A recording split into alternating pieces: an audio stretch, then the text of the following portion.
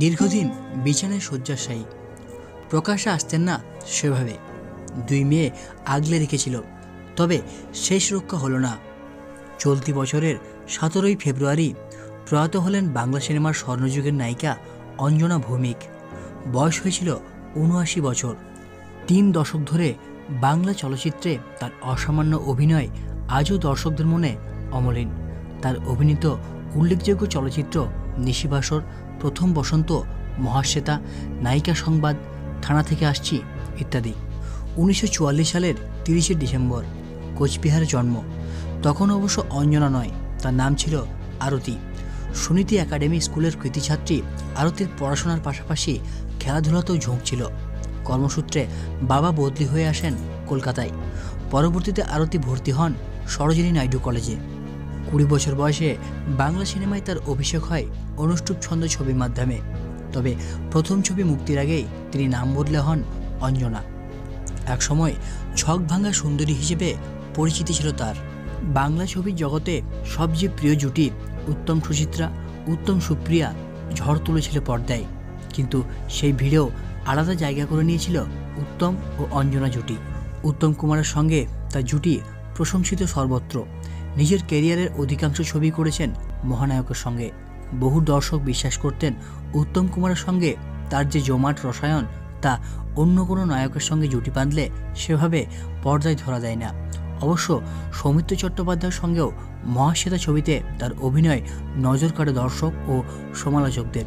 তারপর navy officer Anil শর্মাকে বিয়ে করেছিলেন অঞ্জনা। বিয়ের পর থেকেই অভিনয় জগতের সঙ্গে বাড়তে থাকে দূরত্ব। তিনি বরাবরই বিশ্বাস করতেন দর্শকদের অপেক্ষা করানোর মধ্যেই অভিনেতার সাফল্য। যদিও 80 দশকের পর সেভাবে আর কোনোদিনই পর্দায় দেখা যায়নি তাকে। 60 থেকে 80 দশকের বাংলা সিনেমায় ছিল তার উজ্জ্বল উপস্থিতি। এখনও বহু দর্শক মনে রেখেছেন তাকে। চৌরঙ্গি, থানা থেকে আসছি, নায়িকা সংবাদের মতো ছবিতে তার অভিনয় এখনও মনে রেখেছেন দর্শক। তার এবং উত্তম কুমারের পর্দার রসায়ন দর্শকদের ছিল খুব প্রিয়। অঞ্জনা বহু বছর ধরে ছিলেন অন্তরালে। 2 মেয়ে নীলাঞ্জনা এবং চন্দনা দুজনেই একসময় অভিনয় করতেন। নীলাঞ্জনা এখন টেলিপাড়ার সফল প্রযোজক। তার স্বামী অভিনেতা যিশু সেনগুপ্ত চুটিয়ে অভিনয় করছেন। কয়েক বছর আগে উমা সিনেমার মাধ্যমে টলিউডে অভিষেক হয় যিশু নীলাঞ্জনার বড় মেয়ে অর্থাৎ অঞ্জনার নাতনি সারার। সাদা কালো যুগের অন্যতম আকর্ষণীয় নায়িকা। হাতে গোনা ছবি করেও স্বমহিমায় উজ্জ্বল ছিলেন অঞ্জনা ভৌমিক। তার সবলীল অভিনয়, মিষ্টি হাসি আর অন্যরকম সৌন্দর্যই তার সাফল্যের চাবিকাঠি। তবে মূলত লোকচক্ষুর আড়ালেই কেটেছে অঞ্জনা ভৌমিকের শেষ জীবন। তারপর হঠাৎই মৃত্যু সংবাদ। ৭৯ বছরে চলে গেলেন বর্ষিয়ান অভিনেত্রী অঞ্জনা ভৌমিক।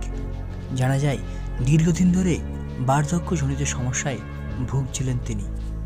তবে তার মৃত্যু হলেও অদ্ভুত রোমান্টিকতার সাথে অরণ্যের ছায়ামাখা আদিম রহস্যে ঘেরা মুখায়ব ছিল তার।